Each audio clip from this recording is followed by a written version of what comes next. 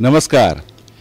यूट्यूबची मालिका रंग यशाचे पुन्हा एकदा भेटीला येत आहोत आणि आज आपण संवाद साधणार आहोत आंतरराष्ट्रीय जिम्नॅस्ट, भारतीय जबरदस्त ख्याती मिळवलेली एक जबरदस्त जिम्नॅस्ट जी अशी कामगिरी करून गेलेली आहे जी भारतात यापूर्वी कोणीही केली नव्हती आणि जी आंतरराष्ट्रीय कोचसुद्धा आहे. स्वागत करूया पूजा सुर्वे यांचं. धन्यवाद. एकंदरीत हा जो जिम्नॅस्टिकमधला तुझा प्रवास हा कसा सुरू झाला?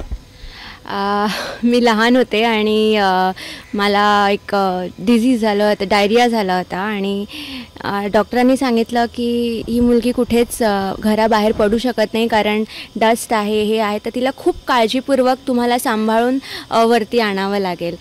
पण आईने माझी इतकी काळजी घेतली की मला एक साधं फळही द्यायचं असेल ते सुद्धा त्याचा साल काढून आतला जो गाभा असतो तोच फक्त भरवायचा आणि ते सुद्धा बॉईल करायचं पहिले फ्रूट आणि मग द्यायचं. त्यामुळे इतकी काळजी घेतलेली असताना मी शेवटी तिला काळजी वाटायला लागली की मी कसं काय कोपअप करणार, ह्या वर्ल्डमध्ये कसं काय वर येणार. तर तिने डॉक्टरांना सल्ला घेतला परत आणि डॉक्टरांचा सल्ला, आणि डॉक्टरांनी तेव्हा सांगितलं की तुम्ही तिला फिजिकल आणि मेंटल फिटनेस तिचा वाढवण्यासाठी, रेझिस्टन्स पॉवर वाढवण्यासाठी तिला एक कुठल्या तरी स्पोर्ट्समध्ये घाला. तर त्याच वेळेला दादरला श्री समर्थ व्यायाम मंदिर आहे इन्स्टिट्यूट आणि तिथे वासंतिक शिबिरं होतात एव्हरी इयर. तर त्या वासंतिक शिबिरात मला आईने पहिल्यांदा घातलं. पण जेव्हा आम्ही तो एक सराउंडिंग बघितलं तर पूर्ण माती आहे तिथे. तर आईला काळजी वाटायला लागली की माझी मुलगी पहिल्यांदा ह्या मातीत जाणार आहे तर तिला काही व्हायला नाही पाहिजे. पण तिने धाडस करून, घरच्यांचाही खूप विरोध होता तिला खरं तर, पण सगळ्यांना तिने हे करून आणि घरच्यांना त्यांनी खूप समजावून तिने मला धाडस करून बाहेर घेऊन गेली. पहिला दिवस माझा खूप म्हणजे आठवणीचा आहे की मी पहिल्या दिवशी मातीत गेली. मला खूप काहीतरी नवीन प्रकार होता तो माझ्यासाठी. ती अक्षरशः सगळी माती घेतली आणि मी अंगावरनं अशी पूर्ण माती अशी वाहून घेतली आणि आईला काळजी की आत्ता काय होणार. पण ते 15 दिवस जे कॅम्पचे होते ते खूप सुंदर गेले आणि जेव्हा शेवटचा दिवस होता तेव्हा मी ऑलराऊंड जिम्नॅस्ट म्हणजे ऑलराऊंड प्लेयर त्या कॅम्पची असं बेस्ट स्टुडंटचं अवॉर्ड मला मिळालं. जबरदस्त. हो. आता एकंदरीत बघता बघता हा 20 वर्ष म्हणजे जवळजवळ 2 दशकांचा इम्पॉसिबल वाटणारा प्रवास झाला. असं म्हणतात की वेळ लागल्याशिवाय इतिहास घडत नाही. सो हे पॅशन कसं वाढत गेलं? खरं सांगायचं तर जिम्नॅस्टिक्स म्हणजे माझ्या आईला मला फक्त अभ्यासात हुशार आहे म्हणून असं करायचं नव्हतं. तिला मी ऑलराऊंड पर्सनॅलिटी मला बनवायची होती तिला. आणि एक साधारण 5व्या वर्षी माझं वासंतिक शिबिरातनं मी बेस्ट स्टुडंट झाले. मला जिम्नॅस्टिक्सचे जे आमचे कोचेस होते तिकडे त्यांनी सिलेक्ट केलं. तिथून माझा जिम्नॅस्टिक्सचा प्रवास चालू झाला आर्टिस्टिक जिम्नॅस्टिक्समध्ये आणि वयाच्या 6व्या वर्षी मला पहिलं मेडल मिळालं, ब्रॉन्झ मेडल स्टेट चॅम्पियनशिपला. तिथून मग एक हळूहळू की नाही मला आता ब्रॉन्झ मिळालं आहे तर मला आता सिल्वरकडे जायचं आहे, मला गोल्डकडे जायचं आहे, असं तो एक एकंदरीत तसा एक पॅशनेट असं चालू झालं माझा परफॉर्मन्स. तेवढीच मेहनत, कारण आमचं स्केड्यूल खूप बिझी होतं तेव्हाही. सकाळी 5 वाजता व्यायामशाळेत जायचं, 5 ते 6 कंडिशनिंग एक्सरसाइजेस करायचे, 6पासून म्हणजे 7-7:30ला आमची शाळा चालू व्हायची. तर तिथूनच डिरेक्टली स्कूलमध्ये जाऊन 12:30ला घरी यायचं, जेवायचं, 2 ते 4 अभ्यास, 4 नंतर परत समर्थमध्ये जायचं, प्रॅक्टिस करायची, तिथून डान्स क्लास आणि वर घरी येऊन जेवून थोडा काही अभ्यास राहिला असेल तर करून झोपून जायचं. पण ही जी कंटिन्युटी किंवा टाईम मॅनेजमेंट मला माझ्या आईने करून दिली होती तर ती मला खूप सक्सेसच्या दिशेने मला ती पुढे घेऊन गेली आणि आज मी आर्टिस्टिकमध्ये नॅशनल चॅम्पियन आणि रिदमिकमध्ये इंटरनॅशनल प्लेयर असं माझं एकंदरीत तो प्रवास झालेला आहे. रियाज हा खूप महत्त्वाचा आहे. असाध्य ते साध्य करिता सायास कारण अभ्यास तुका म्हणे. डेडिकेशन असल्याशिवाय यश मिळत नाही. पण हे करत असताना जर आपल्याला बक्षिसं मिळत गेली नाही, तो एक सुरुवात एका मेडलनी सुरुवात झालेली, त्यानंतर शिव छत्रपती पुरस्कारही तुला मिळाला, आंतरराष्ट्रीय पारितोषिक मिळालं. माणसाच्या आयुष्यात हे यश किती महत्त्वाचं? प्रत्येक ठिकाणी यश हे मिळेलच हे सांगू शकत नाही, पण ते ज्या प्रकारे तुम्ही घेता ते जास्त इम्पॉर्टंट आहे. कारण साधारण 10वी झाली माझी आणि 11वीमध्ये मी माझ्या रिदमिक जिम्नॅस्टिक्सच्या पीक परफॉर्मन्सवरती होते. म्हणजे जिथे ज्या कॉम्पिटिशनला जाईन तिथे गोल्ड मेडल. पण 2007मध्ये नॅशनल गेम्स खेळत असताना माझा एक इंजरी झाली, एक एसियल लिगामेंट इंजरी झाली आणि त्यानंतर माझा प्रवास जिम्नॅस्टिक्समध्ये थांबणार हे नक्की होतं. कारण एखाद्या इंजर्ड प्लेअरला नॅशनलपर्यंत पण जाणं खूप खूप इम्पॉसिबल थिंग्स असतात. आणि त्याच वेळेला 2010ची कॉमनवेल्थ गेम्स असं की इंडियामध्ये होणार आहे आणि भारताचं प्रतिनिधित्व होणार आणि असं आणि तोपर्यंत मी नॅशनल प्लेअरच होते, नॅशनल चॅम्पियन. पण इंटरनॅशनल खेळायची आहे ही जिद्द मनात होती, काहीतरी करून दाखवायचं, एक तरी इंटरनॅशनल खेळायची, इंडियाला रिप्रेझेंट करायचं हेच मनात होतं. पण इंजुरी झाली आहे, आता करणार काय. पण तो जो प्रवास होता माझा 9 महिने, तो खूप असं टचिंग होता की एक कोणाच्याही कुठल्याही प्लेअरच्या जीवनामध्ये तो न यावा असा होता. रिहॅबिलिटेशन झालं माझं. डॉक्टर संदीप गायकवाड आणि डॉक्टर अनंत जोशी यांनी ऑपरेशन केलं. डॉक्टर गायकवाड यांनी माझं रिहॅबिलिटेशन केलं, फिजिओथेरपी केली. त्याचबरोबर आईची साथ, बाबांची साथ आणि माझ्या लहान बहिणीची साथ, हे तिघांनीही मला एक असा सपोर्ट दिला. म्हणजे ते आपण बोलतो ना पिलरचा सपोर्ट असायला पाहिजे, तो एक सपोर्ट दिला. माझे बॅकबोन म्हणून ते उभे राहिले. विल पॉवर वाढवली माझी. पूर्ण त्यावेळी असं वाटत होतं की पूर्ण जग माझ्या विरोधात आहे आणि मला काहीतरी करून दाखवायचं आहे.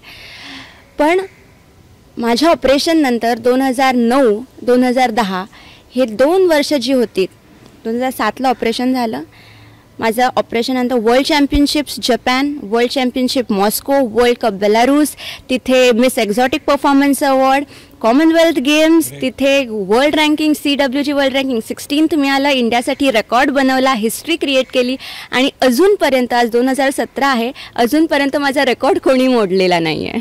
जबरदस्त आहे. एमर्सनचं एक वाक्य आहे की failures are not fatal but they are verily the stepping stones to success.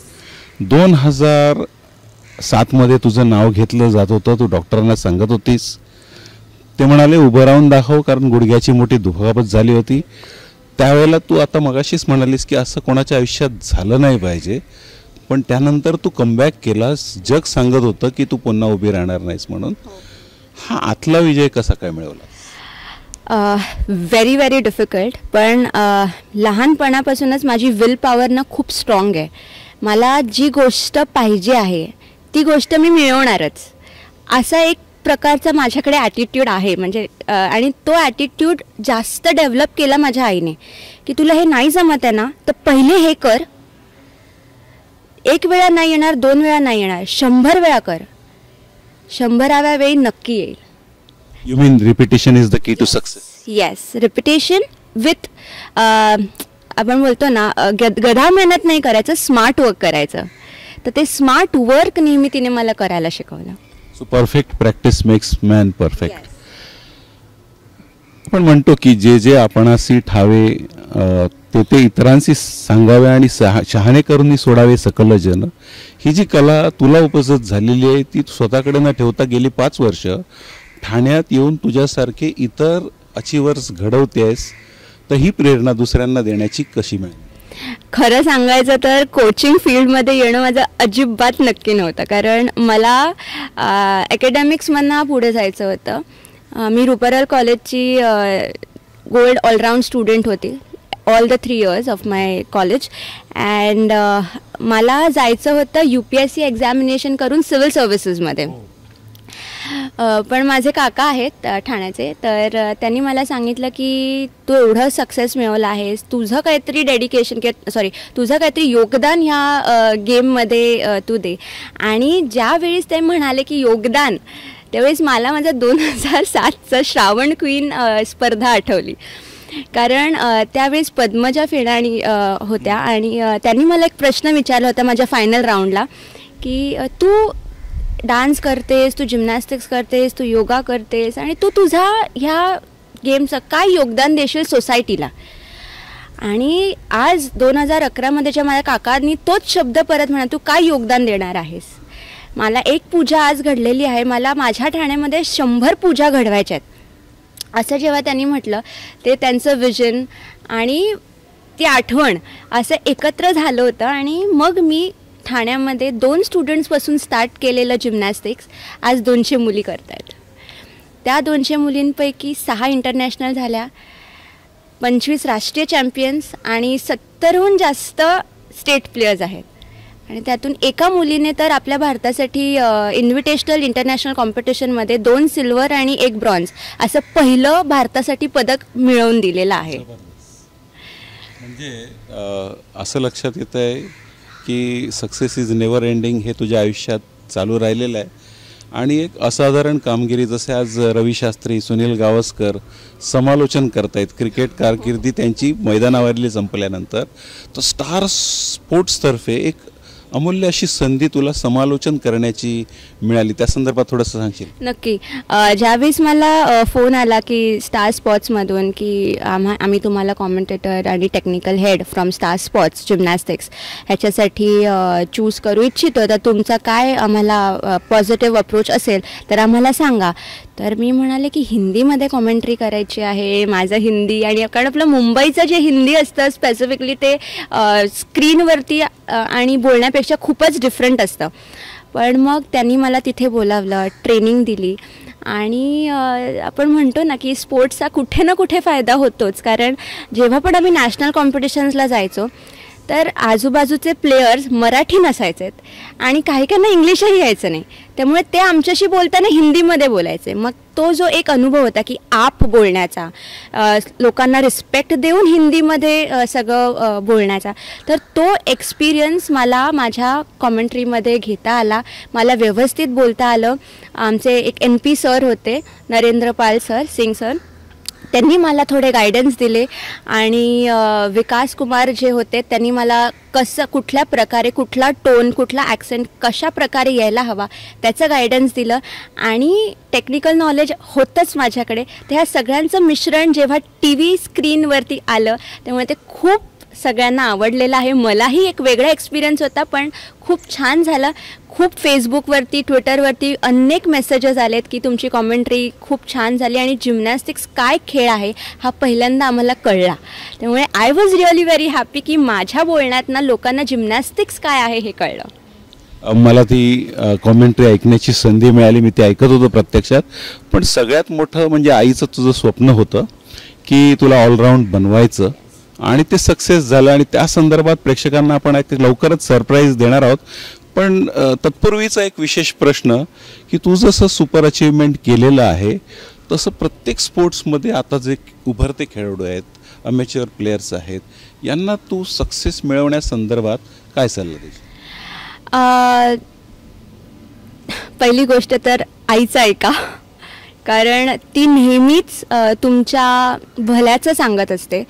ती कधीही तुमचं नुकसान होईल ह्याचं कधीही तिला हे नसतं. पण कुठल्या प्रकारे तुम्ही सगळ्यात हायेस्ट अचीवमेंट करू शकाल हेच तिची एक भावना असते. त्यामुळे ती कधी ओरडली, कधी तिने मारलं असेल तुम्हाला, कधी रागावून बोलली असेल, कधी बोलली नसेल, तर ह्या सगळ्यांचं अजिबात वाईट वाटून घेऊ नका. ते तुमच्या भल्यासाठी असतं हे लक्षात ठेवा. दुसरी गोष्ट, जे तुम्हाला शिकवलं जातं, तुमचे टीचर्स असतात, तुमचे गुरु असतात, त्यांना रिस्पेक्ट करा. त्यांच्याकडनं जेवढं घेता येईल तेवढं घ्या आणि तुम्हाला त्यांच्यासाठी जेवढं चांगलं करता येईल ते करा. तिसरी गोष्ट, you have to be very very passionate, dedicated, work hard and practice practice practice.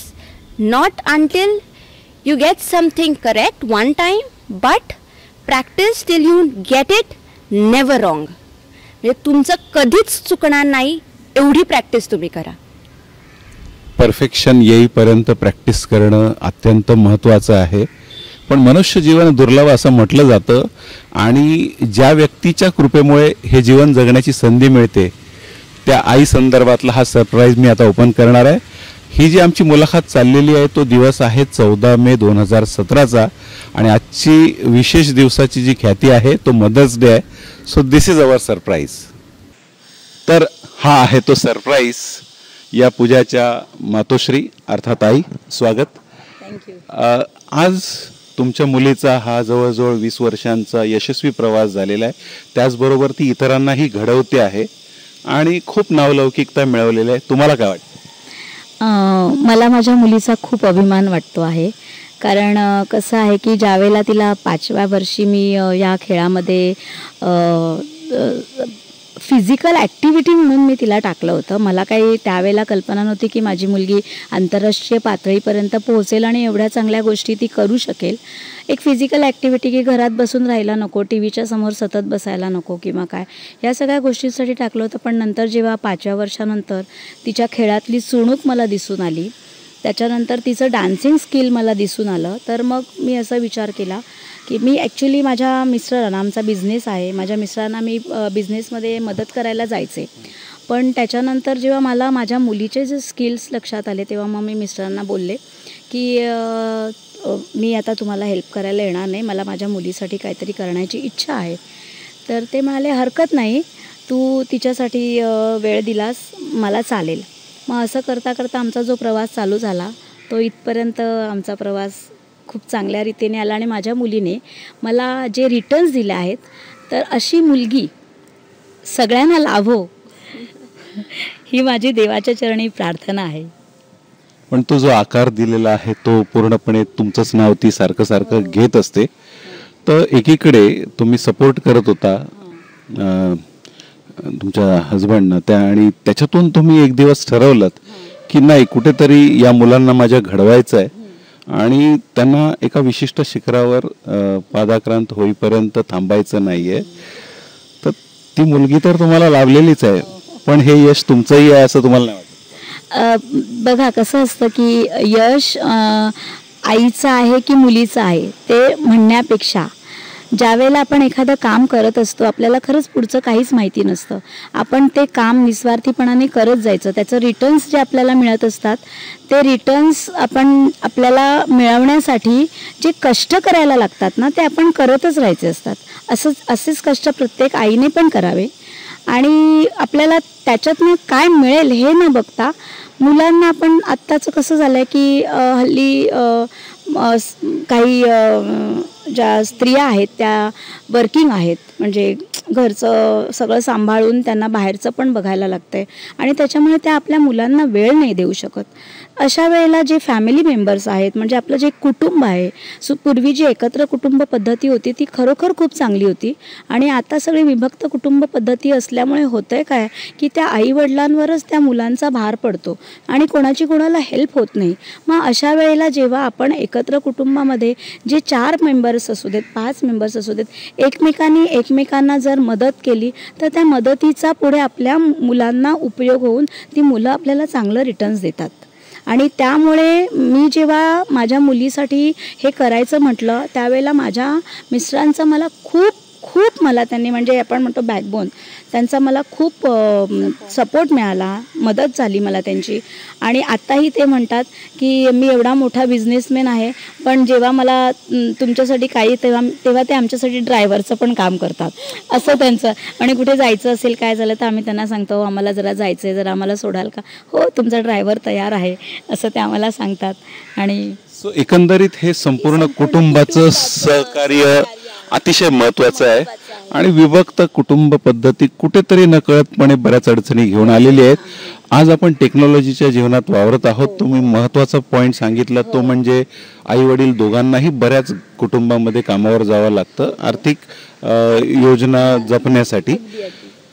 आणि मग तुम्ही 20 वर्षापूर्वी चालवलेला प्रवास हा वेगळा होता आणि आज एवढं जग बदललेलं आहे की वेळ नाहीये संवाद साधण्यासाठी किंवा मुलांना देण्यासाठी. तर आजही बऱ्याच पालकांना वाटतंय की माझ्या मुलांनी काहीतरी करावं. त्यांच्यासाठी शेवटचा तुम्ही काय सल्ला द्या? हां, मला असं वाटतं की जरी आई वडील वर्किंग असले तरी संध्याकाळचा वेळ ते घरी असतात, त्यांनी आपल्या मुलांसाठी 1-2 तास कमीत कमी वेळ काढलाच पाहिजे. त्यांनी ओपन एअर म्हणजे आपण म्हणतो ना उघड्या मैदानात खेळायला त्यांनी मुलांना नेलंच पाहिजे. त्यांची फिजिकल वाढ जी आहे ती मला असं म्हणायचं की मैदानात जे आता खेळण्याचे जे प्रकार वगैरे आहेत ते त्यांना त्या मुलांना त्यांची फिजिकल वाढ होण्यासाठी, मेंटल वाढ होण्यासाठी आवश्यक आहेत. घरात बसले तर ते टी व्ही बघणार. टी व्हीवरचं जे काही आज सगळं मला मी मराठी शब्द सगळा वापरते, खुल्ला जे काही विचित्र गोष्टी वगैरे जे काही सगळं दाखवतात, आजची मुलं ते पटकन अडॅप्ट करतात. त्याच्यापासनं मुलांना तुम्ही लांब ठेवा, मला हे सांगायचं आहे. आणि हे काम घरातल्या आईचं जसं आहे तसं त्या आईला बाबांनी पण जर मदत केली किंवा तिला सपोर्ट केला तर ती मुलं नक्की ऐकणार आहेत. आपण त्यांना फक्त घडवायचं काम करायचं, त्यांना चांगलं सांगायचं काम करायचं. आपण जे संस्कार मुलांवर करणार आहोत ते खूप महत्त्वाचे ठरतात. सर्वांचा त्यामध्ये हातभार लागणं गरजेचं आहे. आणि अतिशय महत्त्वाची गोष्ट म्हणजे आपल्या डोळ्यांची शक्ती कानाच्या शक्तीपेक्षा 25 पटीनं जास्त असल्यामुळे ऑडिओ व्हिज्युअल इम्पॅक्ट जो आहे तो मुलांवर जास्त होतो. त्यामुळे ते इमिटेट करतात. तर बऱ्याच गोष्टी सांभाळणं ही पालकांची जबाबदारी आहे. तरीसुद्धा आपण ज्या सरप्राईजसाठी तुमच्या आईला बोलवलेलं आहे तर सरते शेवटी आजच्या मदर्स डेच्या दिवशी तुला काय विश करावं असं वाटतं? सगळ्यात प्रथम म्हणजे आज आईचा बर्थडे आहे. त्यामुळे I wish you a many happy returns of the day mumma. तू आज मला इथपर्यंत आणलंस आणि माझ्या पाठीशी अजूनही उभी आहेस. मला जिथे लागते तिथे मला तू मदत करतेस आणि कुठेही कमी पडू देत नाहीस. त्यामुळे मी हे सक्सेस मिळवलेलं आहे. तुझ्यामुळे तुला तिथे पप्पांची हेल्प लाभली आणि मानसीची सुद्धा, कारण मानसी आमच्या घरातलं एक खूप शेंडेफळ आम्ही म्हणतो तिला, पण ती जे पॉईंट सांगते ना ते अचूक असतात आणि त्या पॉईंट्सवरती जेव्हा वर्क होतं तेव्हा असं एक मस्त छान बहरलेलं फूल कसं येतं तसं ते होतं. त्यामुळे आमच्या सगळ्यांची मेहनत, पण त्याला आईचा असलेला जो एक मेन बॅकबोन आहे तो खूप it's very core, like it's very near to my heart. आणि I thank from the bottom of my heart to mumma की थँक्यू व्हेरी मच. याच्यासारखी वेगळी यशोगाथा काय असू शकेल. जमाना बदलला हो. हल्ली मुलंच आई वडिलांना पालकांना शिकवायला लागलेली आहेत. पण हे एक असं कुटुंब आहे जिथे योग्य ते मार्गदर्शन घेतलं जातं. पूजाने सांगितलेलं आहे आपल्याला की perfect practice makes man perfect. आपल्या जिमनॅस्ट बरोबर तिने कथकमध्येही चांगलं प्रावीण्य मिळवलेलं आहे, कारण त्याचा सपोर्टिंग रोल तितकाच महत्त्वाचा आहे. पण अतिशय महत्त्वाचा सल्ला जो तिने दिला होता की आपल्या आईचं ऐकायला विसरू नका. आपण आम्हाला या मुलाखतीसाठी वेळ दिलात. रंग यशाचे चांगलं उधळण झालेली आहे. Thank you very much. धन्यवाद. थँक्यू.